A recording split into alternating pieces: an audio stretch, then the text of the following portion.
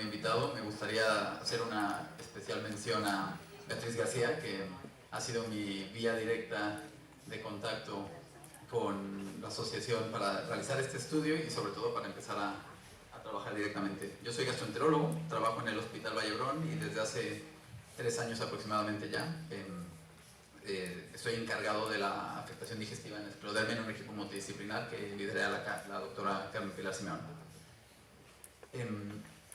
Sabemos hoy en día que en la enfermedad la afectación digestiva es prácticamente universal y el mecanismo por el que se producen los síntomas digestivos en las personas afectadas de esclerodermia son alteraciones en la motilidad de los diferentes órganos, desde el esófago hasta la región anorrectal.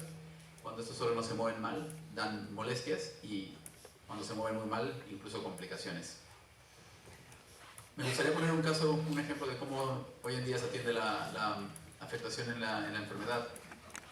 Se trata de una mujer de 54 años, afecta de esclerodermia, con enfermedad pulmonar, y hace 6 meses ha iniciado tratamiento con Miforti, como muchos de ustedes. Acude a la visita de control, se revisan las pruebas de función respiratoria, el nuevo TAC que le han hecho, y el doctor le comenta, todo está muy bien, la enfermedad está controlada.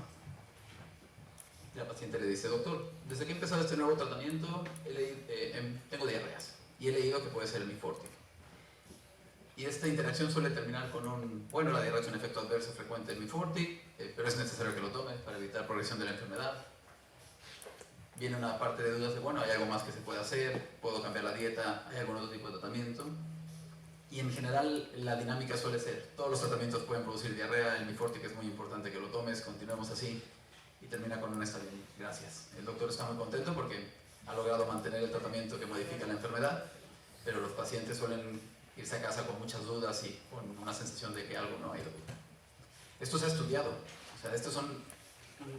un grupo de canadienses revisó 20 entrevistas de pacientes con médicos desde una perspectiva más de análisis de qué ocurre en las entrevistas y encontraron 3 factores importantes. Por un lado, las decisiones de tratamiento. Hoy en día, los médicos solemos tomar más en cuenta resultados objetivos de pruebas, las pruebas de función respiratoria, los hallazgos en pruebas de imagen, y no le damos tanto peso a los síntomas o las preferencias y preocupaciones de los pacientes. Por otro lado, las características del tiempo que se dedica a la consulta. O sea, la mayor parte del tiempo es para explicar los resultados de las pruebas que se han hecho y para explicar la importancia de seguir o no un cierto tratamiento. Pero hay muy poco tiempo para resolver dudas o aclarar preocupaciones. Y por último, identifican una serie de problemas de comunicación, particularmente cuando se habla terminología médica. O sea, nosotros nos hemos formado en medicina y tenemos como un pensamiento muy estructurado. Ustedes son las personas con la enfermedad y aprenden estos términos, pero no siempre nos referimos a lo mismo. Como un ejemplo, muchas personas cuando dicen que tienen diarrea, como médico nosotros pensamos de posiciones líquidas, pero en ocasiones la diarrea puede ser incontinencia fecal. Y si no hacemos este interrogatorio más dirigido, ¿a qué te refieres con diarrea? ¿Qué es exactamente lo que te está pasando? Podemos incurrir en un error, problema de comunicación. Esa es la definición de la OMS de qué es la calidad de vida. Y a mí me gusta mucho mencionarla porque la calidad de vida es un estado completo de bienestar físico, emocional y social. Y no solamente la ausencia de enfermedad, que es un poco la visión holística actual en la medicina en la que curamos enfermedades más que atender pacientes. Y es verdad que en enfermedades crónicas en las que la supervivencia va en aumento, tenemos que poner mucho más peso a la balanza a la importancia de la calidad de vida. Aquí les muestro unos resultados de una encuesta que hicimos en nuestro hospital, en todos los pacientes con esclerodermia, y les preguntamos sobre los diferentes síntomas digestivos y que los graduaran desde no tenerlo hasta completamente invalidante. Cada una de las columnas corresponde a un paciente. Lo que a mí me gusta mucho de esta gráfica es demostrar que realmente no hay 2 pacientes iguales. O sea, cada columna es única y por lo tanto a cada paciente se le debe de atender de una manera individualizada. Y con estos antecedentes pues nos planteamos un trabajo después de una reunión con un grupo de pacientes de la Asociación de Esclerodermia que hicimos en Barcelona. Salieron una serie de dudas sobre el manejo digestivo, sobre todo dieta, nutrición. Y dijimos, pues deberíamos identificar cuáles son estos factores determinantes de afectación digestiva en nuestra población para poder establecer líneas de investigación centradas en problemas reales, priorizados por las necesidades actuales de nuestros pacientes. Y para ello hicimos un estudio transversal en forma de encuesta de participación voluntaria y anónima, utilizando una base de datos segura del Hospital Vallebrón, y la difusión fue a través de los medios oficiales de la asociación. Nuevamente, gracias Beatriz por tu participación activa en este proyecto. Evaluamos variables demográficas autorreportadas y preguntas específicas sobre manifestaciones digestivas, exacerbantes, atenuantes y sobre la atención médica de estas manifestaciones, además de un cuestionario de calidad de vida general. En total participaron 229 participantes. Algunos de aquí deben de haber participado en la encuesta. Fuimos un poco pesados con la transmisión de la misma. La mayoría mujeres, que es una característica de la enfermedad y por lo tanto la realidad con la que nos vamos a encontrar. De edad media y una duración de la enfermedad variable de 12 años aproximadamente, pero había personas con menos de 2 años y algunos con más de 20. Este es un mapa de la distribución de los participantes y bueno, va un poco en relación a los miembros de la sociedad. La mayoría pertenecían a Madrid o Cataluña, pero a mí lo que me agrada de este mapa es que realmente fuera de la región de Murcia tuvimos participantes de todos lados. Les preguntamos, ¿ustedes cómo consideran que la afectación de los diferentes órganos afectan a su calidad de vida? Y aquí lo que vemos es que hay dos que están muy por encima de los demás, que es la afectación vascular o el fenómeno de Raynaud y luego la afectación gastrointestinal. Cabe recalcar, aquí hay un marcador, que las afectaciones pulmonar y cardíaca no quiere decir que no sean importantes, pero para calidad de vida no son de los más relevantes. Y también les preguntábamos que nos dijesen la satisfacción que sentían con la atención de los diferentes órganos y sistemas. Aquí les he puesto solamente los que consideraron insatisfechos o muy insatisfechos, o sea, que estaban no contentos con la atención. Nuevamente, las que dominan son la digestivo y musculoesquelético, como hemos visto un poco también en la parte del pie. Y cabe recalcar que la afectación emocional está probablemente muy infravalorada en la atención integral de la enfermedad. Con respecto a la atención de las molestias digestivas, a mí me llamó la atención que solamente el 32% tenían seguimiento en un servicio de gastroenterología. O sea, quiere decir que 2 de cada 3 pacientes con síntomas digestivos con esclerodermia no están siendo atendidos por un gastroenterólogo. La mayoría resuelven sus dudas y problemas con el médico que atiende la enfermedad de manera integral o incluso con otros especialistas o medicina de familia. Les preguntamos sobre los síntomas digestivos utilizando una escala validada y vemos la prevalencia de síntomas es altísima. O sea, viendo síntomas individuales en una corte grande, el 90% de los pacientes, 90-80, tienen síntomas sobre todo a nivel medio, hinchazón, flatulencia, saciedad precoz, luego los síntomas de reflujo, pirosis, regurgitación ácida, y luego cuando vemos la gravedad de los síntomas, pues correlacionar. Incluso 2 o 3 veces o la mitad de la semana presentan síntomas de manera continua. Esta misma escala, que es la escala del UCLA, nos permite evaluar la severidad. La escala va de 0 a 3. Entonces, aquí vemos un poco las medianas, todos están por encima de 5, pero nuevamente la prevalencia de aquellos que tienen lo que se considera estandarizado como una afectación moderada grave, más de 0.5. 64% para reflujo, 82% para hinchazón. Aquí, la hinchazón o los síntomas medios yo creo que están bastante olvidados en general. Por otro lado, les preguntamos de los tratamientos que habían tomado, cuántos habían tenido diarrea asociada a medicamentos, y 25%, 1 de cada 4. Importante mencionar que los principales culpables suelen ser los que ya conocemos, el Mifortic y el Nitedanib, pero italiano que evaluó mediante cuestionarios la adherencia a dieta mediterránea y estas asociadas a las personas que siguen dietas mediterráneas se asocian a mejor calidad de vida y mejor estado de ánimo. De todas maneras, creo que falta mucho en este campo. ¿Qué vimos nosotros? Por un lado, cuando les preguntamos a ustedes qué relación encontraban con la ingesta de alimentos y sus síntomas digestivos, el 40% tenía exacerbación de los síntomas cuando come y 2 de cada 3 después de comer. O sea, algo ocurre con la comida que está produciendo que haya más molestias.